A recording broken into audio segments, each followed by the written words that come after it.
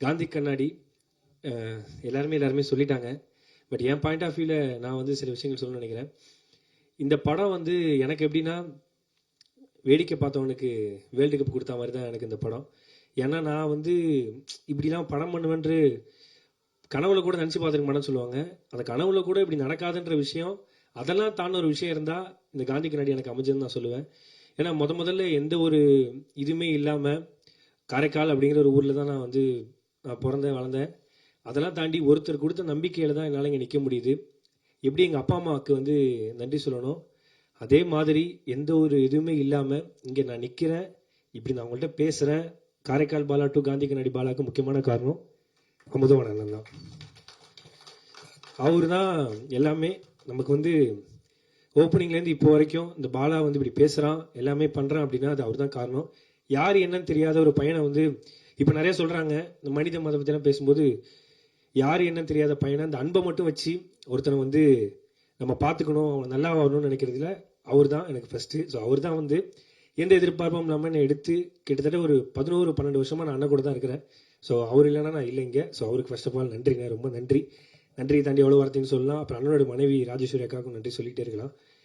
அதெல்லாம் தாண்டி அப்புறம் கலக்க போதியாரில் பண்ணோம். ஸோ கொஞ்சம் கொஞ்சமாக வந்தோம். அதெல்லாம் தாண்டி நிறைய ரிஜெக்ஷன்ஸ்லாம் வந்திருக்கு, எல்லாருக்குமே வரது தான். அப்புறம் விஜய் டிவியில் பண்ணதுக்கு அப்புறம் நிறைய படங்கள் நான் நடிச்சிருக்கிறேன். கிட்டத்தட்ட ஒரு 18-19 படங்கள் நடிச்சிருக்கிறேன். அந்த படங்கள் வந்து நடிப்பேன். பட்டு அதில் ஒரு 11-12 படங்கள் வந்து நடிச்சிருப்பேன், படத்தில் வந்திருக்காது.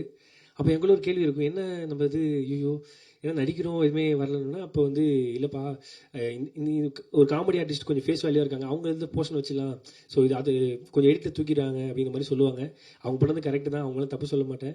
ஸோ அப்போ நிறைய யோசிப்பேன், டைட்டில் கார்டில் நம்ம பேர் இருக்கும் ஆனால் படத்தில் நம்ம இருக்க மாட்டோமே அப்படின்னு சொல்லி நிறைய யோசிச்சிருக்கேன், நிறைய ஃபீல் பண்ணியிருக்கேன். அப்போ வந்து ரொம்ப யோசிப்பேன். அப்போ நானும் ஷெரீஃப் அண்ணனும் ஒரு படம் வந்து ஒர்க் பண்ணோம். அவர் வந்து அந்த படத்தில் கோ டைரக்டராக இருந்தார், நான் வந்து அதில் சைட் ஆர்டிஸ்ட்டாக இருந்தேன். அப்போ வந்து நிறைய நாங்கள் பேசுவோம். அப்போ வந்து ரணம்லாம் பண்ணலை, ஒரு 7-8 வருஷத்துக்கு முன்னாடி இருக்குன்னு நினைக்கிறேன். அப்போ பேசும்போது என்னடா பண்ணுற அப்படின்னு கேட்பேன். இப்போ தான் விஜய் டிவி ஷூட்டிங் முடிச்சுட்டு வந்தேன், அதை நான் அப்படியே சரி வாடான்னு பேசிகிட்டு இருப்போம். பேசிகிட்டு இருக்கும்போது ஒரு நாள் என்ன ஆகிட்டு, நான் பைக்கில் தான் வருவேன், நீ மழை வந்துச்சுன்னு சொல்லிட்டு பைக்கில் வரல, கேபில் வந்தேன் ஷூட்டிங்க்கு. கேபில் வந்துட்டு போகும்போது கேப் வரல, போட்டேன் வரல, எங்கண்ணே என்ன கிண்டியாண்டை விட்டுறேன், நான் இங்கேருந்து போயிடுறேன் கேப் போட்டு அப்படின்னு சொல்லும்போது, கிண்டியாண்டை வந்து அந்த லீமெரிடியன் ஹோட்டல் வசதி இருக்க பிளாட்ஃபார்மில் உட்காந்து 2 பேர் டீ குடிச்சிட்டு பேசிகிட்டு இருந்தோம். அப்போ லைட்டாக மழை தூயினே இருக்குது, உட்காந்து பேசிட்டே இருக்கோம். நான் பேசியிருக்கேன், என்னடா பண்ண போகிறேன் அடுத்து அப்படின்னு. தெரிலண்ணே, இந்த விஜய் டிவியில் தான் பண்ணிகிட்ருக்கேன், ஸோ சினிமா என்ன பண்ண போகிறேன், எங்கண்ணே சைட் ஆர்டிஸ்ட்டுக்கே கூப்பிட மாட்டாங்க என்னண்ணே அப்படின்னு சொல்லும்போது அவர் சொன்னார், அதான்டா நானும் கதை எழுதிட்டுருக்கேன், சரி இப்போ நீ டேரக்ட் பண்ண எனக்கு ஒரு காமெடியன் கேரக்டர் தெரியா அப்படின்னு சொல்லி தான் நான் அவர்கிட்ட கேட்க ஆரம்பித்தேன். ஆமாம் அப்படி தான் கேட்டேன் அவர்கிட்ட சீரியஸாக. டேரக்டர் கேரக்டர் பண்ணால் எனக்கு ஒரு காமெடி ரோல் தெரியா, ஒரு 5 சீன் 6 சீன் ஹீரோ கூட ட்ராவல் ஆகிற மாதிரி சூப்பரான ஒரு சீனு, அவர் ஹீரோ கிட்ட லவ் சேர்த்து வைக்கிறது, இந்த மாதிரி ஏதாவது இருந்தால் சொல்ல, நான் கண்டிப்பாக என்னை கொஞ்சம் ரெஃபர் பண்ணேன்னு சொன்னேன். சரிடான்னு சொன்னார். ஸோ அதுக்கப்புறம் நான் எனக்கு தெரிஞ்ச ப்ரொடியூசர்லாம் சும்மா பார்ப்பாங்க பேசுவாங்க, அவங்கள்ட்டலாம் சொன்னேன், அண்ணன் இப்போ கதை சொல்லுங்க அப்படின்னு சொல்லி அவரும் ஒரு ப்ரொடக்ஷனில் போயிட்டு கமிட் ஆகி கதைலாம் சொன்னார். சொல்லும்போது அந்த ஹீரோ ஃப்ரெண்டு கேரக்டர் வந்து என்னை புஷ் பண்ணி பேசும்போது ஓகேன்ட்டாங்க. பட் அங்கே ப்ரொடக்ஷனில் இருக்க சிலர் வந்து என்ன சொன்னாங்கன்னா, அவங்க கேட்டது நியாயம் தான், தப்புன்னு சொல்ல மாட்டேன், கொஞ்சம் என்ன இப்படி இந்த பையனா இவன் இப்படி இருக்கான், இவன் இப்படி ஹீரோ ஃப்ரெண்டாக கொஞ்சம் ஃபேஸ் வேல்யூவாக போகலாமே அப்படின்ற மாதிரி சொன்னாங்க. நிறம் அதான் அந்த இது நிறம் மாதிரி இருக்கான் இந்த பையன், இப்படி ஹீரோ கொஞ்சம் அழகாக இருக்காரு, கூட இருக்கணும் கொஞ்சம் அழகாவது போடலாம்ல, கொஞ்சம் ஃபேஸ் வேல்யூவான ஆட்கள் போடலான்னு சொன்னேன். அந்த வாய்ப்பு எனக்கு போயிடுச்சு. ஸோ அப்புறம் வந்து அவருக்கும் அந்த படம் நடக்காமல் அடுத்து தான் ரணம் நடந்துச்சு. அதெல்லாம் தாண்டி ரணம்லாம் பண்ணதுக்கப்புறம் ஒரு நாள் திடீர்னு அதே மாதிரி தான் எனக்கு ஃபோன் பண்ணார். ஃபோன் பண்ணிருக்கும்போது இந்த மாதிரி ஒரு +2 குழந்தைக்கு வந்து ஃபீஸ் கட்டணும்னு சொல்லி தான் பேச ஆரம்பித்தோம். பேச ஆரம்பிக்கும் போது தான் ரணம் பார்த்தேனே, ரொம்ப சூப்பராக இருந்துச்சு, செம்மையாக இருந்துச்சு, என்னடா பண்ணுறேன் அப்படின்னு.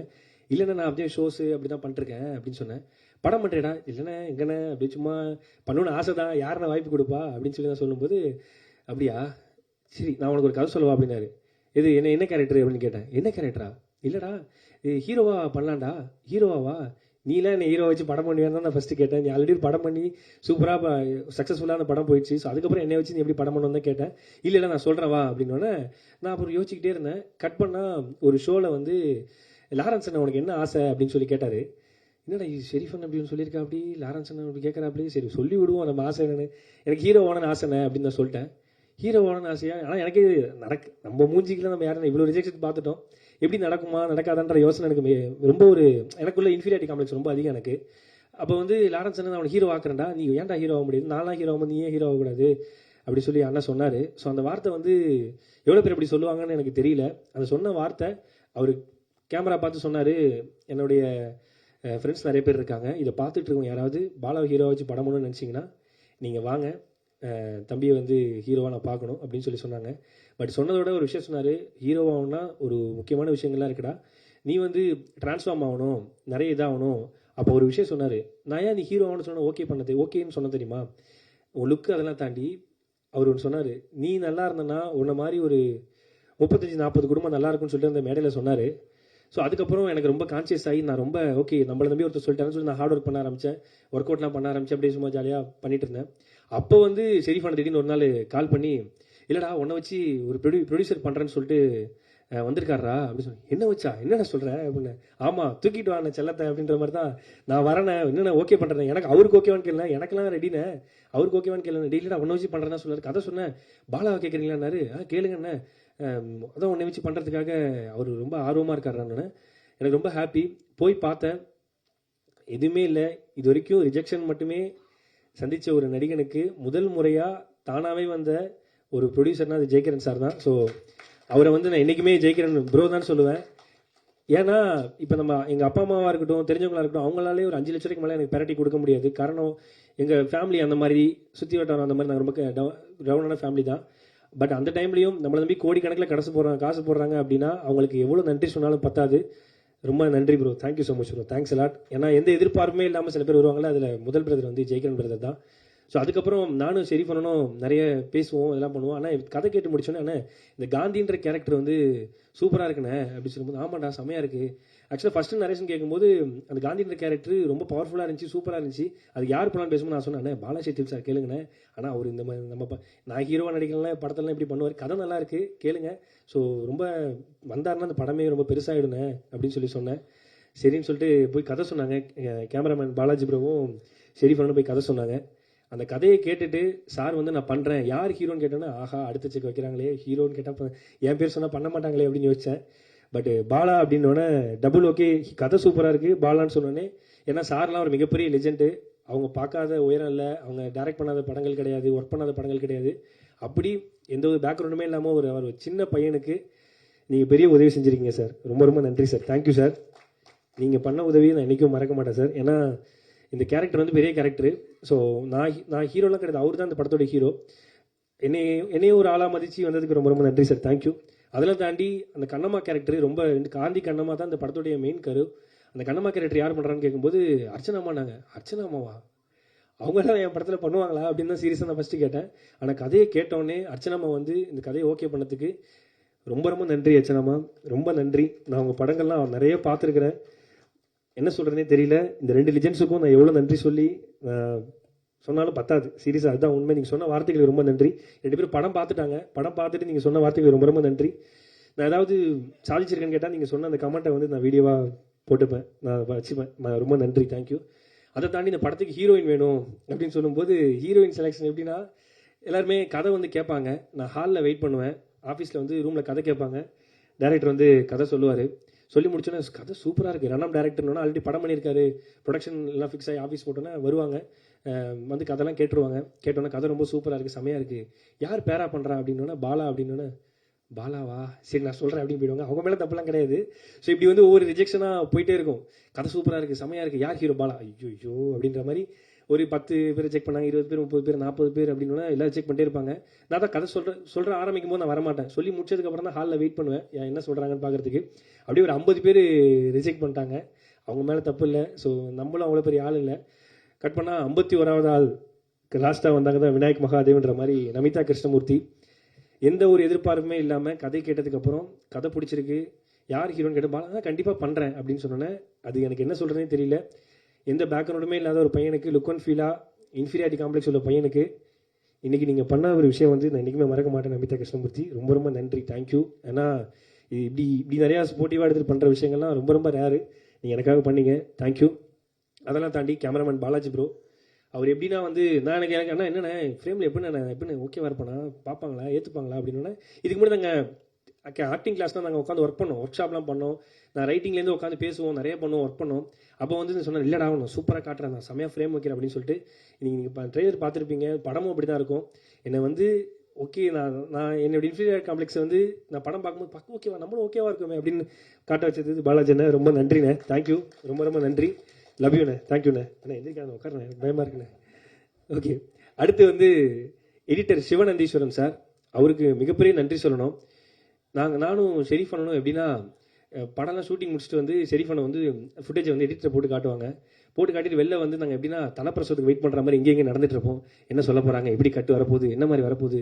ஏன்னா சார் வந்து பெரிய லெஜண்ட், நிறைய படங்கள் பார்த்துட்டு தீரன் அதிகாரம் முற்று, காப்பி ரணசிங்கம், மடக்கப்பட்டு ராமசாமி, நிறைய படங்கள் வந்து சார் எடிட் பண்ணியிருக்காங்க. நிறைய படங்கள் ப்ரோமோ எடிட்டராக இருந்திருக்காங்க. ஸோ எப்படி வந்து சொல்ல போகிறாங்க அப்படின்னு சொல்லும்போது, இல்லை ஷெரீஃப் இப்படி பண்ணிக்கலாம் அப்படி பண்ணிக்கலாம்னு சொல்லிட்டு கிட்டத்தட்ட இந்த படத்துக்காக முக்கியமான மெடக்கல் வந்து சிவநந்தீஸ்வரன் சார் வந்து இந்த படத்துக்காக உழைச்சிருக்காங்க. அதுலேயும் ஷூட்டிங் ஸ்பாட்டுக்குலாம் ஒரு எடிட்டர் வரணும்னு அவசியமே இல்லை. பட் எங்களுக்காக ஷூட்டிங் ஸ்பாட்லாம் வந்து அவரும் இந்த ஷெரீஃப் பண்ணணும், அவரும் பைக்கில் உட்காந்து லில்லி புட்லாம் பிடிச்சிட்டு இங்கே ஷூட்லாம் பண்ணியிருக்காங்க. தேங்க்யூ சிவநந்தீஸ்வரன் ப்ரோ, ரொம்ப நன்றி, தேங்க்யூ. அப்போன்னு எனக்கு ரொம்ப ரொம்ப நன்றி, ஆர்ட் டைரக்டர் அப்போண்ணே, தேங்க்யூ ஸோ மச்ண்ணே, ரொம்ப நன்றி. நான் கேட்டோடனே டக்குன்னு செட்டெல்லாம் போட்டு கொடுப்பீங்க சின்ன சின்னதாக, சூப்பராக, ரொம்ப நன்றி. அதுக்கப்புறம் இந்த ப்ராஜெக்டில் அவர் கூட தான் நான் நடிச்சிருக்கிறேன், மதன் ப்ரோ. அவர் வந்து கலக்கியிருப்பார். அவர் வந்து கல்லூரி படத்தில் நான் பார்த்துருக்கிறேன், பயங்கரமான ஆர்டிஸ்ட். அவர் கூட நான் நடிச்சதுக்கு ரொம்ப ரொம்ப சந்தோஷமாக கருதுறேன். அப்புறம் மனோஜ் ப்ரோ, ஆராதனா, அவங்க 2 பேருமே கலக்கியிருக்காங்க. ஐயா உட்காருங்க ஐயா, ரொம்ப பயமாக இருக்கு எனக்கு. சரி, ரொம்ப நன்றி, தேங்க்யூ. இதெல்லாம் தாண்டி இந்த இப்படி ஒரு படம் பண்ணியிருக்கோம் அப்படின்னு சொன்ன உடனே இந்த படத்துக்கு வந்து முக்கியமான விஷயமே வந்து படத்தை கொண்டு போய் எடுத்துகிட்டு போய் சேர்க்கறது தான். நான் ரொம்ப தீவிரமான சினிமா ரசிகன். ஒரு வாரத்துக்கு 4-5 சினிமா வந்துச்சுன்னா எல்லா சினிமாவும் பார்த்துருவேன். அப்படி அந்த 4-5 படங்கள் வருதுல, ஒரு 3 படங்கள் 2 படங்களே சக்தி ஃபிலிம் ஃபேக்டரி அப்படிங்கிற பேர் வரும். நான் உட்காந்து பார்ப்பேன். குட் நைட் படத்தில் வந்து நிறைய படத்துலேருந்து அந்த பேர் வந்துகிட்டே இருக்கும். சரி, சக்தி சார் வந்து இந்த படம் பார்க்குறாங்கன்னு சொன்னோன்னே என்னால் நம்பவே முடியல. நம்ம படத்தை அவர் பார்க்குறாரா அப்படின்னு சொல்லும்போது நம்பவே முடியல. படம் பார்த்துட்டு எல்லாரும் சரி நான் சொல்கிறேன்ட்டு போயிடுவாங்க. ஆனால் படத்தை பார்த்து முடிச்சுட்டு இங்கேயே உட்காந்து பேசலாம் அப்படின்னு சொல்லிட்டு இந்த படத்தை பற்றி கிட்டத்தட்ட ஒரு 15 நிமிஷம் சார் வந்து பாராட்டினாங்க. இது ஒரு எதுவுமே இல்லாத வந்து ஒரு ஹீரோக்கு ஒரு புது படம், அதெல்லாம் மைண்டில் இருந்தாலும் உண்மையான பாராட்டி இந்த படத்தை வந்து கரெக்டாக கொண்டு போய் சேர்க்கலான்னு சொல்லிட்டு முடிவு பண்ணி இந்த படத்துக்குள்ளே வந்து எங்களை நம்பினவங்களுக்கு ரொம்ப ரொம்ப நன்றி சார். தேங்க்யூ, என்றைக்குமே நான் மறக்க மாட்டேன் sir. Thank you so much sir. எப்பயுமே ஒரு படத்துக்கு முக்கியமாக அசிஸ்டன்ட் டைரக்டர்ஸ் தான். அசிஸ்டன்ட் டைரக்டர் இந்த படத்துக்கு ரொம்ப ரொம்ப முக்கியம். இதில் வந்து நிறைய பேர் ஒர்க் பண்ணியிருக்காங்க. அதில் வந்து இந்த ஸ்ரீதர் அப்படிங்கிற பையன் வந்து நிறைய உழைச்சிருக்கிறான். ஸோ அவனுக்கு கிரெடிட்ஸ் போகணும். ஏன்னா நானும் நிறைய அசிஸ்டன்ட் டைரக்டர்லாம் சின்ன சின்ன வேலை செஞ்சிருக்கிறேன். அப்புறம் கிஷோர் அப்படிங்கிற பையன், இவங்க 2 பேர் தான் வந்து ஷெரீஃப் அண்ணனுக்கு பேக் போன். அப்புறம் வந்து சதீஷ் ப்ரோ, அதுக்கப்புறம் மாரின்னு ஒரு பையன், நான் மாரி தான் கூப்பிடுவேன், மாரின்னு ஒரு பையன். இந்த மாதிரி நிறைய பேர் வந்து ஒர்க் பண்ணியிருக்காங்க. அது மாதிரி எடிட்டர் கூட வந்து தமிழ் பிரதர் இந்த படத்துக்கு வந்து நிறைய வேலை செஞ்சிருக்கிறாரு, அங்கே தான் இருக்கிறாரு. அப்புறம் தமிழ் ப்ரோ, இசக்கி பிரதர், அவங்க எல்லாருக்கும் ரொம்ப நன்றி. இந்த படம் எக்ஸிக்யூட்டிவ் ப்ரொடியூசராக இருந்த உதயகுமார் பாலாஜி பிரதருக்கு ரொம்ப ரொம்ப நன்றி. ஏன்னா அவர் வந்து பல கேரக்டராக மாறுவார். 12-13 தசவதார படத்தில் கமல் சார் மாதிரி திடீர்னு பார்த்தா ப்ரொடக்ஷன் மேனேஜர், திடீர்னு பார்த்தா செட் அசிஸ்டண்டாக இருப்பார், திடீர்னு பார்த்தா பல விதமான கேரக்டர்லாம் அந்த படத்தில் பண்ணுவார். எங்களுக்காக ரொம்ப ரொம்ப நன்றி ப்ரோ, தேங்க்யூ.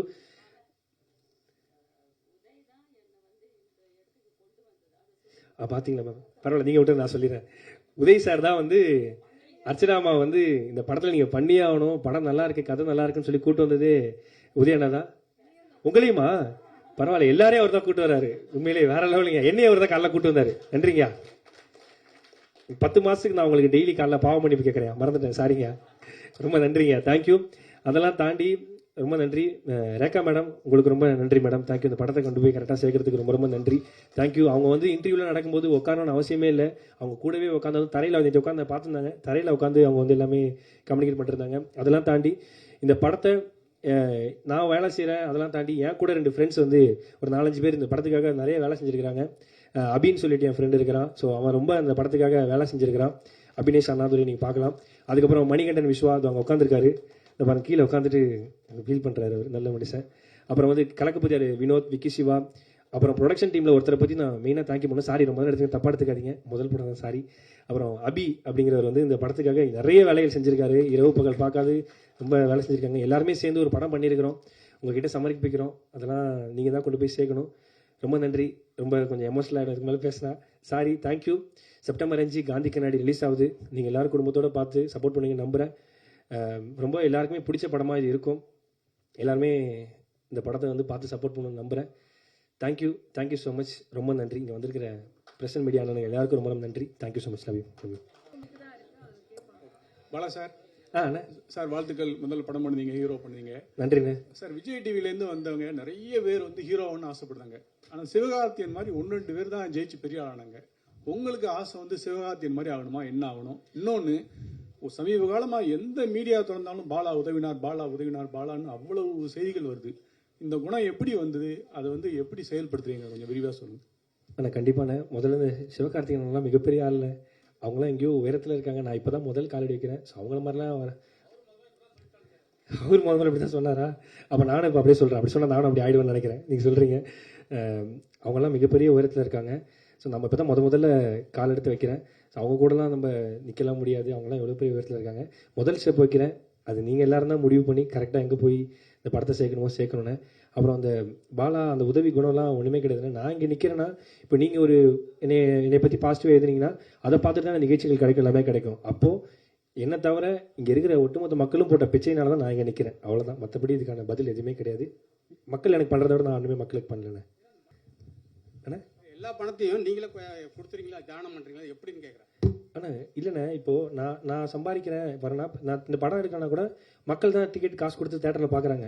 மக்கள் காசு தான் எனக்கு வருது. அவங்க இந்த பையனை நம்பி ஒரு யூடியூப்ல ஒரு வீடியோ வந்துன்னா அதை பார்க்குறாங்க. இல்லை வந்து ஒரு ஷோ வரும், வெளியில் ஒரு ஓப்பனிங் போகிறோம்னா மக்கள் கொடுக்குற காசு தான். அவங்க கொடுக்குற காசை அவங்களுக்கு திருப்பி கொடுக்குறதுல ஒன்றுமே கிடையாதுண்ணே. ஏன்னா நாங்கள் நிற்கிறோன்னா மக்கள் தான் யார் நம்மளுக்கு நிற்கிறாங்களோ அவங்களுக்கு தான் நம்ம நிற்கணும். அவ்வளோதான் விஷயம்.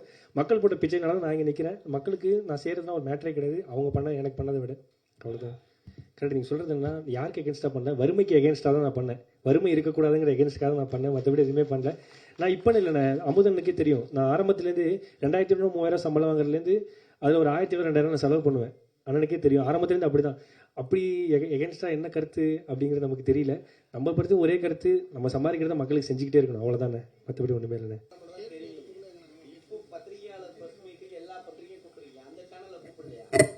எந்த சேனல் சொல்கிறீங்கண்ணே? இல்லை நீங்கள் அப்படிலாம் இல்லை. எல்லா சேனலும் நமக்கு ஈக்குவல் தான். நீங்கள் குறிப்பிட்டு எந்த சேனல்? எல்லா சேனலும் நேற்று 13 சேனலில் கொடுத்தேண்ணே. இல்லை கொடுத்துருக்கேன். ஓ பிகே அப்படி சொல்கிறீங்க. பிகே நியூஸில் அவார்ட் ஃபங்க்ஷன் ஹோஸ்ட் பண்ணுவேன். காசு கொடுக்குறாங்க, ஹோஸ்ட் பண்ணுறேன். இல்லைண்ணே அப்படிலாம் கிடையாதுண்ணே. அவங்க யாருக்கு பண்ணாங்க எனக்கு வேண்டிய காட்டுங்கண்ணே. நான் கூட சொல்கிறேன், மெசேஜில் கூட காட்டுறேன். நான் இன்ஸ்டாகிராமில் போடுற வீடியோ அவங்க எடுத்து இதில் போட்டுக்கிறாங்கண்ணே. அதான் மைக் அண்ணன் கொடுங்க. ஒரு நிமிஷம் அண்ணன் கொடுங்க.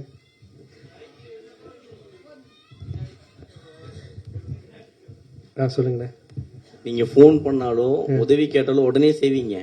மத்தவங்களோட குறையும் இருக்குல்ல. ஏன்னா இங்க நிறைய பேர் யூடியூபர் சேனல்ஸ் வந்து பிடிக்க முடியல, பாலா எடுக்க மாட்டாரு. ஏன்னா இதுக்கு முன்னாடி விஜய் டிவில இருந்து வந்தவங்க சில பேர் வந்து இதே மாதிரியான ஒரு உச்சத்துக்கு வரும்போது அதே ஆட்டிடியூட்ல வந்தாங்க. ஆனா ஆள் அட்ரஸ் எல்லாமே இப்ப காணாம போயிட்டாங்க. சோ அந்த இதுலதான் அவங்க சொல்றாங்க. ஏன்னா பாலான்ற ஒரு பையன் வந்து லாரன்ஸ் சார் சொன்ன மாதிரிதான், நீங்க உயர்ந்தால் அடுத்த ஒரு குடும்பங்கள் நிறைய உங்களுக்கு கீழே இருக்கவங்க எல்லாம் உயர்வாங்கன்றதுக்காக தான் இந்த கொஸ்டின்ஸ்.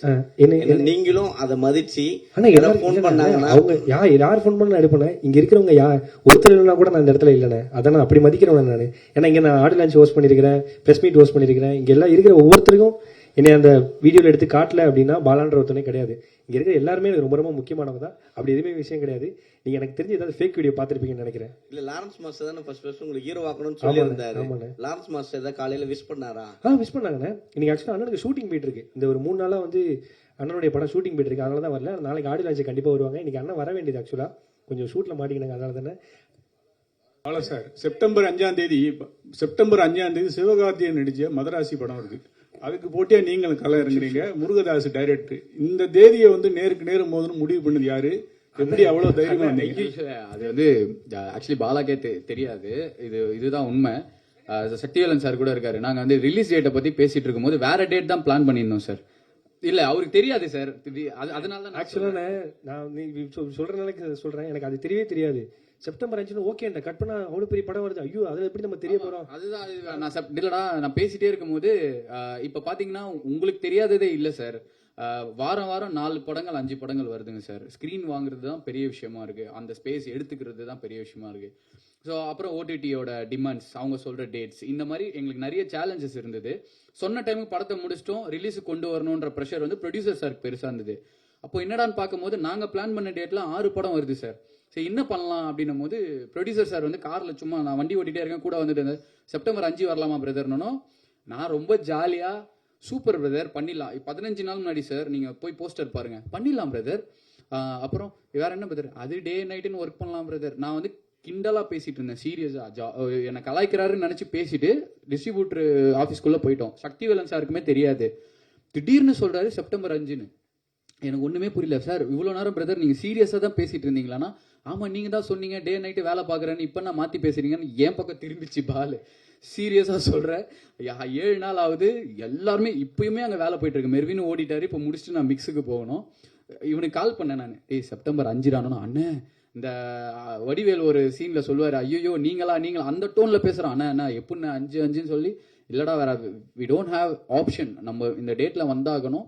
ஸோ அவரு மிகப்பெரிய ஹீரோ, அவரு படம் டிக்கெட் கிடைக்காம ஒரு 100 பேர் 10 பேர் இருப்பாங்கல்ல, அவங்க வந்து பாத்துருவாங்களான்ற நம்பிக்கையில இந்த படம் நாங்க இறங்குறோம். இதை சொல்லி தான் சால்வ் பண்ணாங்க. என்னன்னா இன்னும் 5ஆம் தேதி எப்படின்னு, ஐயோ அண்ணன் முன்னாடியா, ஐயோ அண்ணன்லாம் இவ்வளோ பெரிய, அவங்க தேட்டர் இவ்வளோ பெரிய படம் வரும், அது முன்னாடி எப்படின்னு நம்ம வந்து பாப்பாங்கன்னு கேட்கும்போது அப்போ சொன்னார், அந்த படம் டிக்கெட் ஃபுல்லானா ஒரு 10 பேர் டிக்கெட் கிடைக்கலையா, சரி ஓகே அடுத்து என்ன படம் வருது அப்படி வருவாங்கடா அப்படின்னு சொல்லி தான் நான் ஆஃப் பண்ணேன். அண்ணே சிவான படம் கண்டிப்பாக ஜெயிச்சிருந்தேன். அண்ணன் வந்து வேற லெவலில் முதல்ல வரோம், எங்கள் படமும் ஜெயிக்கணும்ண்ணே.